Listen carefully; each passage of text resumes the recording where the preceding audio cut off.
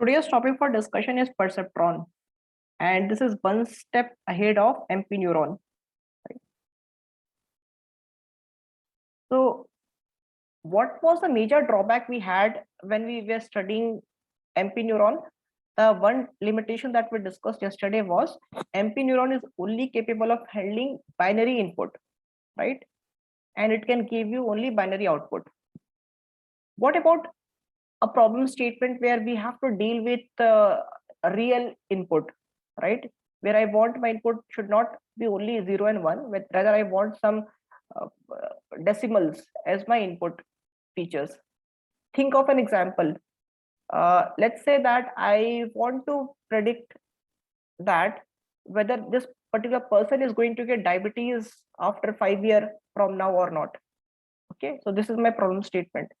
In order to solve this particular problem, I need to have certain features like what is the blood glucose level of that person, whether the person is taking insulin or not, what is the skin thickness of that person, whether the person is having high BP or low BP, right? So if you think about this problem, here we will have mixed kind of input features. For example, as skin thickness. Skin thickness cannot be 0 or 1, right? If it can be in any value, it can be in any real number. Similarly, BP level cannot be in form of 0 and 1, right? It will be some integral number. It should be an integer between certain range, right? So these kind of problem where my input feature is can take any value between certain limit, in those kind of problem statement, MP neuron is not the best solutions. Although still we can go ahead and apply NP neuron by binarizing our input data, but definitely that would result in not so accurate output, right? So in order to overcome that particular drawback, we are moving ahead with perceptron, right? The beauty of this perceptron is it can work with input data which can take any value. It can work with continuous input variable, right? So now let us head over to the same example that we have been discussing since day one. Again, we are having the data set of mobile phones, right? And the feature that we are having is same: launch within 6 months, weight in grams, screen size, dual SIM, internal memory, NFC, radio, battery, right? So these are the input features I'm having regarding my mobile phone. But the difference you'll be seeing in this particular data set is now we don't have this feature as 0 and 1 anymore, right? It is a combination of zeros and 1 and real values. For example, screen size, we're not saying that screen size is greater than 5 inches or not. We are mentioning the absolute value of screen size like 5.8, 6.18. Similarly, we're not saying that whether my phone is heavy or not. We are specifically mentioning the weight of mobile phone. So for these particular data set, for this problem, MP neuron may not be able to give you the good result, right? So there comes the perceptron model to rescue us. Okay, so this is the data set, and this is a target variable, right? So this is what you are saying. If this is the input features, then whether you would like the phone or not. If you're liking the phone, it is 1. If you're not liking the phone, it is 0, right? So although perceptron is able to handle a real input, but the output which we'll be getting in perceptron model would be still what? Binary, right?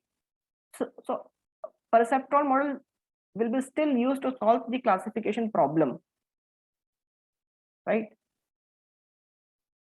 So that is one step uh, ahead of MP neuron. In a case of MP neuron, we were dealing with only binary input and binary output. In case of perceptron, we are having real input, but the output is still binary. Okay.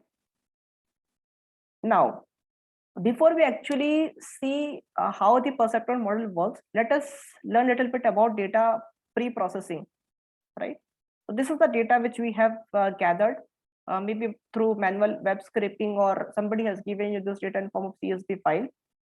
Now, first thing that you want to do is you would like to do some feature scaling, right? So here if you'll see that this battery feature, it is having the value of like 3060. Here the values are typically in order of thousands, whereas if you look at the screen size, the values are in order of tens, or weight is in hundreds, right? So you see that there's a difference in the level of or the scale of values, right? So this is something which can cause problem when we are training a model, and this process to mitigate this issue is called feature scaling. We normally do feature scaling to prevent unfair advantage of feature that one can have over other. For example, this particular feature, right, battery mAh, since the magnitude of this feature is very high compared to this one, screen size, the model may treat that maybe this particular feature battery mAh is very important compared to your screen size, which we do not want, right? We want our model should treat all of my feature equally at initial level. Later we can set based on the output that maybe in prediction of my like about the phone, screen sizes is more important compared to other feature, but at the initial stage we not want to that our one feature should have unfair advantage over other. Okay, so that is the reason we go for feature scaling, and one of the best technique for doing feature scaling is called mean max scaling. Okay, now let us see what is mean max scaling. The formula for mean max scaling is pretty simple. It is x minus minimum divided by maximum minus minimum. Let us see how to apply this particular formula. This is the column of my screen size, right? So this is, so I have just taken the transpose of this particular row. This is the column of screen size. Now I have to scale this particular feature. So first of all, I have to identify what is the minimum value and maximum value. Minimum value is 4.7 in this column. Maximum value is 6.41, right? Now I have to do feature scaling. What the formula says is x minus minimum divided by maximum minus minimum. So here, how we are getting 0.64? We are dividing, sorry, we are subtracting minimum value, that is 4.7 by 5.8 and divided by 6.41 minus 4.7, right? So that computation is giving me value 0.64. Same goes on for other values also, and we have created another column out of it, which is a scaled version of my screen size. Here you will see that the minimum value is 0 and the maximum value has become 1. So I have compressed this data between 0 and 1. Right? So that is the purpose of my feature scaling. Same thing I'll be doing for all other column. Is this part clear?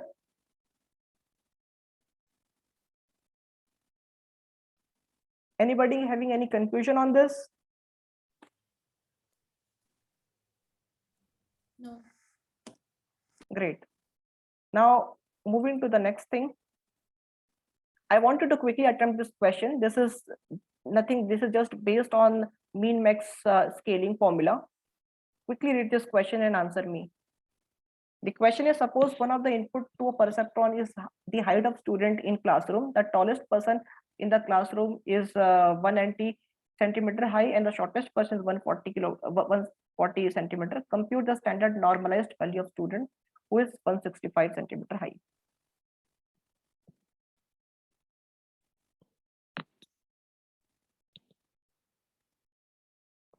Do you want me to solve this question?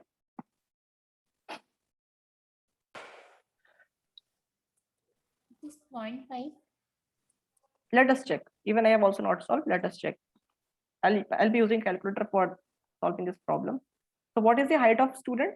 165 centimeter, right? So 165 minus, what is the minimum height in the class? 140. So my numerator is 25, right? Now let us compute the denominator, which is nothing but the difference between tallest and shortest. So numerator was 25. Tallest is 190 minus 140, that is 50. 0.5. Yeah, that's 0.5, right? So if I have to scale this particular value based on the data which is given to me, the answer would be 0.5. Great. I think you have understood the concept of min max scaling now. Like min max scaling, there are a lot of other scaling technique. For example, people go for standardization, people go for normalization, right? So you can choose any of those scaling technique. It won't impact much of your output, right? Likewise, the standardization formula is x minus mean divided by standard deviation, but we'll not go into that part. For all our practical purpose, mean max scaling would do the good job. Okay, right. Now, once you have pre-processed your data, now let us see how this model will take that data and it will give you the output. What kind of work this model will be doing at the back end, right? And what is the mathematical operations that we need to perform if we are doing with perceptron model. Okay, so this is the pictorial representation of perceptron model. Can you quickly look into this diagram and tell me what is the difference you observe when we compare this with MP neuron model?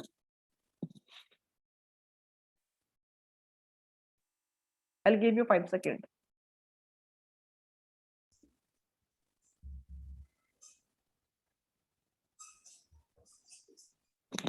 Okay, if you'll recall, exactly, it is the weights, right? If you'll recall this with MP neuron model, the only point of difference we see here is the weight, right? Initially, what we were doing with MP neuron is I was having multiple inputs, right? For example, you were making a decision whether you should watch movie or not, right? And for that, you were considering multiple parameters. For example, you were thinking whether you have time today or not. Second, do you have any other responsibility? Third, what is your wellness level, right? So these are the input features that you were considering, and these input features were nothing but x1, x2, and x3.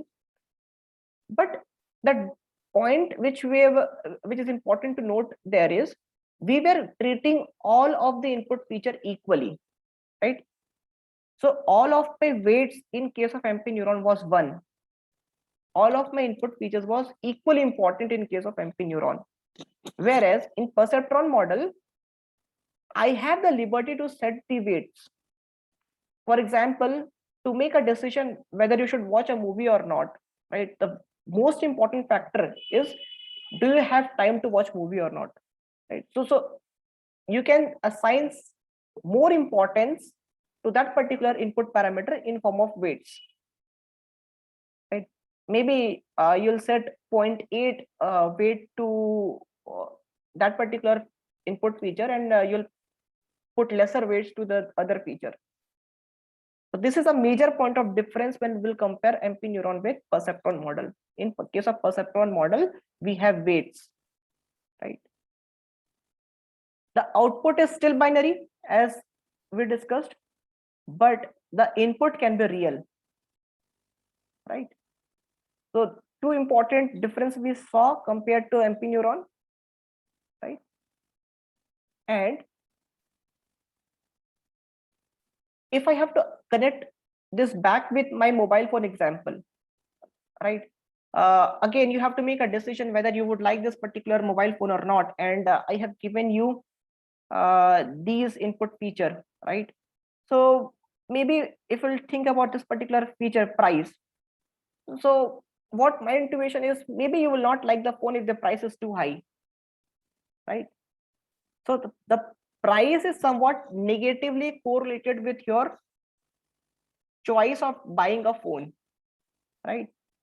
So in that case, we need to assign some negative weight to price, right? Because more the price of phone, lesser is the probability that you will buy that phone.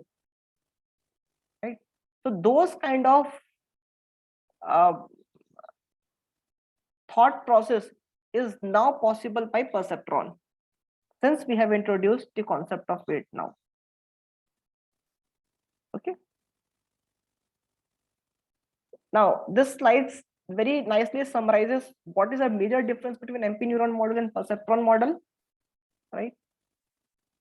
The hypothesis function for MP neuron and perceptron model is still same. Its only difference is now we have the weights introduced, right? So it has become WIXI summation, and it should be greater than threshold. Here it's not WI. You can consider that still we have weights here in case of MP neuron. It's just that the value of weights is 1, right? So how this is expression is working here? I'm having input as x1, x2, and xn. For time being, let us consider that we are having only 3 input: x1, x2, and xn, and their corresponding weight is w1, w2, and wn, right? So based on these 3 features, I have to make decision that I'll watch this particular movie or not, right? So what I'll do, first of all I'll take the weighted linear combination of these parameters. So what it would become? It would become w1 x1 plus w2 x2 plus wn xn, and I'll check if the weighted linear combination of these parameters are greater than certain threshold. That threshold is nothing but b. If it is greater than that particular threshold, in that case I'll go and watch movie. If it is not greater than that threshold, I'll not watch that movie, right? So the hypothesis function is similar. It's just that WI is introduced here, right? In case of MP neuron, the input was Boolean. Now it has become real, which is one good thing. In case of MP neuron, this hypothesis was linear function, right? We will see that in case of perceptron also, my hypothesis will be linear function. What I mean by saying linear function, yesterday I showed you the main objective of learning an MP neuron is to come up with one equation, and that equation will be the equation of either line or a plane, right? That will segregate my positive points and negative points, right? Same thing goes for perceptron also. So my my learning function, my hypothesis function is still linear in both the case, right? In case of my MP neuron, my inputs are not weighted because the weights are 1 for all the input parameters, whereas perceptron inputs are weighted. Thresholds are adjustable in both the case. Sorry, thresholds here it should be input are okay. So here I should have written adjustable threshold, right? So these line is repeated twice. It should be adjustable threshold. Any question till now, till here?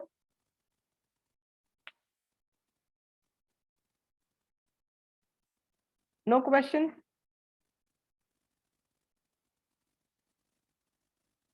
Guys, are you awake? Yeah, Ashutosh. So far, so good. Okay, thanks.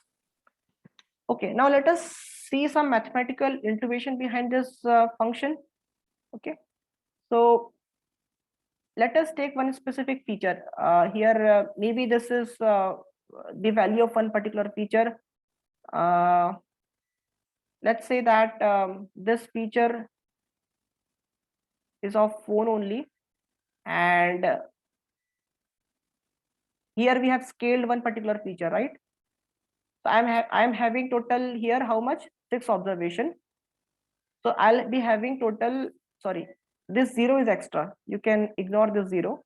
I'll be having only 5 input observations, right? So I'll be having total 5 corresponding weights, right? So this is a vector. So now I'm trying to represent my feature in form of vector, in vector notation. Okay. Let me use the notepad here. Let us say that you have given a task to measure the height of a class, and in that particular class, let's say that there are only 5 students, right? So you can Repeat this. Mhm. Ashit, can you repeat something you said? No, ignore 0 something. Yeah. So in this particular vector, you see that there are total 6 elements, right? 1, 2, 3, 4, 5, 6. So I'm saying that ignore the 0. Let us consider that in this particular vector, there are only 5 elements: 0, 0.19, 0.64, 1, and 1. Right? Okay, why do we have ignore 0? This is an editing error. So this is extra 0 by mistake. It came. This is an editing error. So that's why I said I'm saying ignore 0. Just consider that Okay. in this vector there are only 5 elements. Okay. Right? So again, back to that same example, you have to measure the height of student of your class. There are total only 5 students, right? So you can represent those heights in form of vector. So if you'll mention something like this, I'm saying that height is in centimeter, right? So this is the vector notation, right? This is the vector of your input feature. This is the vector of your corresponding weights, right? So how do we represent this? This X is a vector that belongs to R5. R is the set of real number. This 5 means how much? The dimension of this vector is 5. Since there are 5 elements in this vector, we write R5. This 5 is nothing but it is representing a dimension, right? Or you can simply say consider that this 5 is the number of element, right? So this is the notation which I'm trying to introduce you, because this will be used in deriving some complicated expression later. Okay. Now there is something called dot product, right? So what dot product does is, now let me again use this. Let's say that I'm having a vector a1, a2. Let's say I'm having this vector x, and the element, this vector is having a1 and a2. I'm having another vector and the element is b1, b2, right? So if I have to do the dot product of x and y, right? So what would be the dot product? A1 b1 plus a2 b2. This a1 b1 a1 multiplied by b1 plus a2 multiplied by b2. So this is the dot product of xy. So similarly, if I have to do the dot product of x and w, what it would be? x1 w1 plus x2 w2 plus x3 w3 till x and wn, right? And the compact way of representing this expression is summation xi wi, where I varies from 1 to n, right? So this expression which we have been seeing is equivalent to dot product of my x dot w. Okay. And if the summation value is greater than b, which is the threshold, in that case my prediction will be 1, else it will be 0. Are you able to understand how I am relating this summation of xi wi, where I varies from 1 to n, with the dot product of x and w?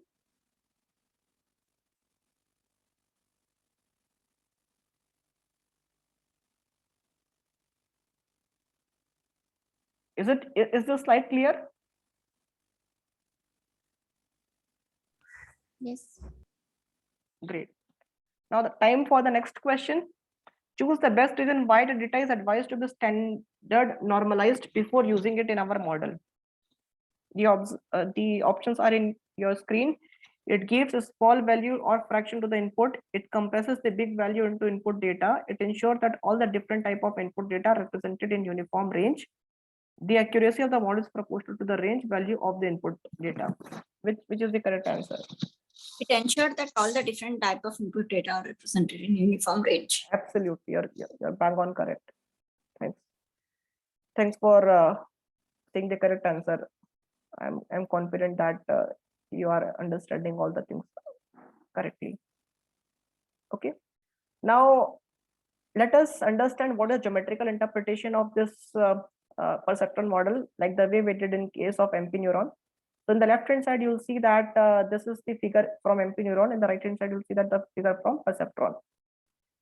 In case of MP neuron, we were able to only move this decision boundary either up or down, either right or left, right?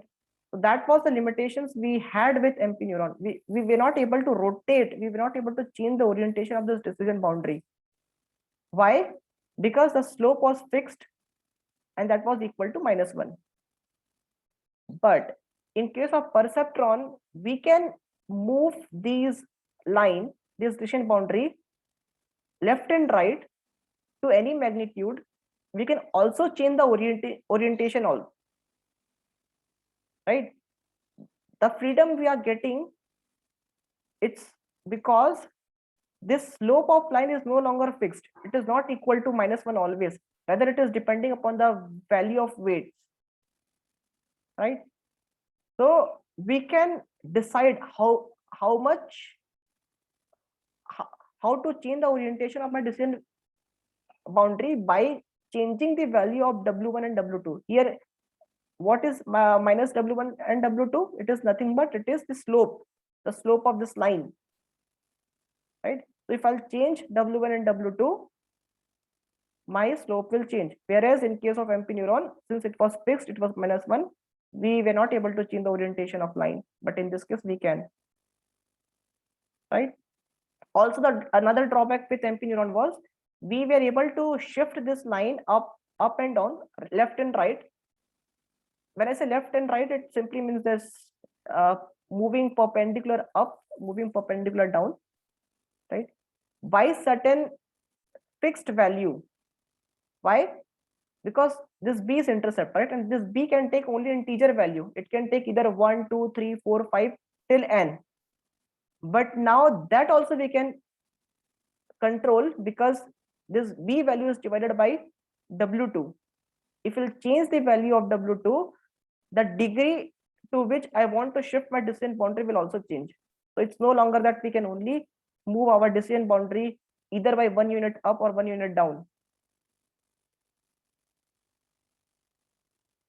Right? So are you able to understand what benefit we are getting with perceptron compared to MP neuron by this geometrical representation? I think this geometrical representation must have helped you to understand the benefit of perceptron compared to MP neuron.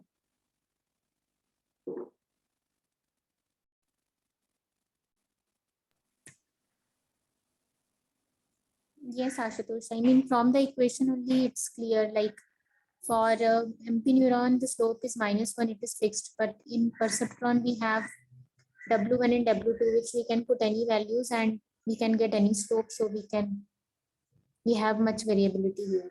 Yes. Yep. Thanks. Okay. But my question to you now is this freedom sufficient? Although by graduating from MP neuron to perceptron, we got some freedom, but is this level of freedom sufficient? I don't think so. Yeah, exactly. What if I wanted to segregate this point and this point from these 2 points?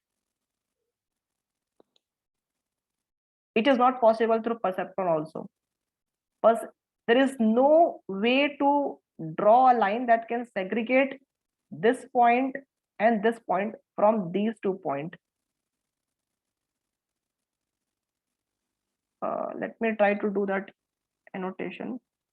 See, the only way to segregate this point, these 2 points from this 2 point, is to come up with some decision boundary like this, right? In that case, I'll be saying that whatever point that lies within this region, is belonging to +1 category, and whatever point which is lying outside of this region, it will belong to -1 category, right? So this is not possible through any linear function, all right, because there's no way to come up with any line which can do this. So that is the limitations of perceptron. This limitations will get clear when we'll see some nonlinear function. Okay.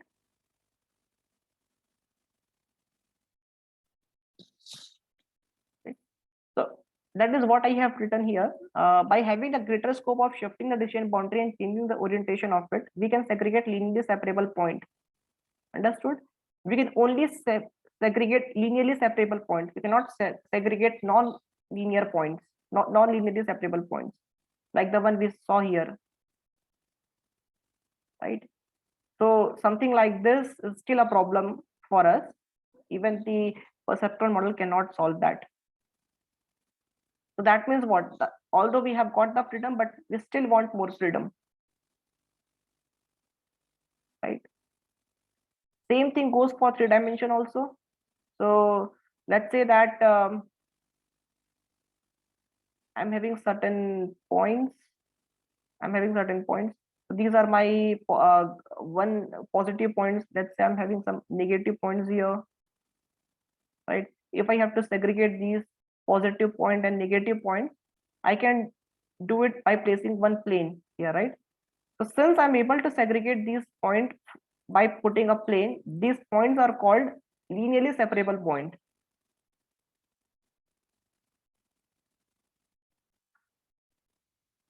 Okay.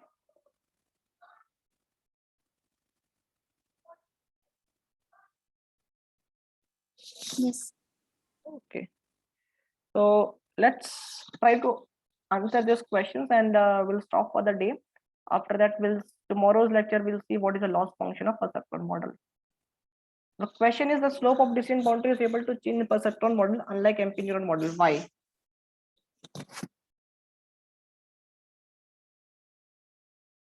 Option 1, we have the weights W in our model, which helps in tuning the slope of the model. We have the real value input. Option 3 is the We threshold. have weights. We have weights in our model. Exactly, correct. So this is the right answer. Okay. All right. Any question, any doubt you have from today's class?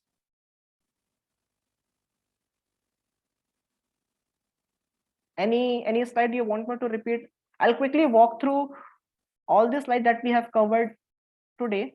If you have any questions in any slide, you can stop me and you can ask. Any question in this slide?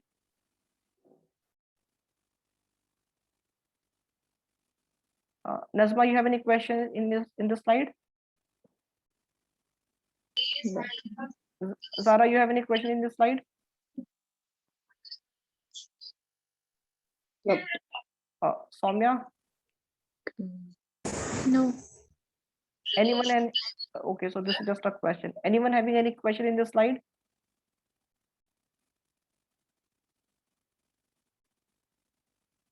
In this one?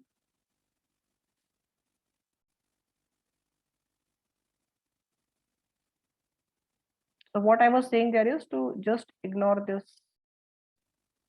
Yeah. Right? It should be 5 element only. This 5 is coming because we are having 5 element in this vector. This is a notation. Okay.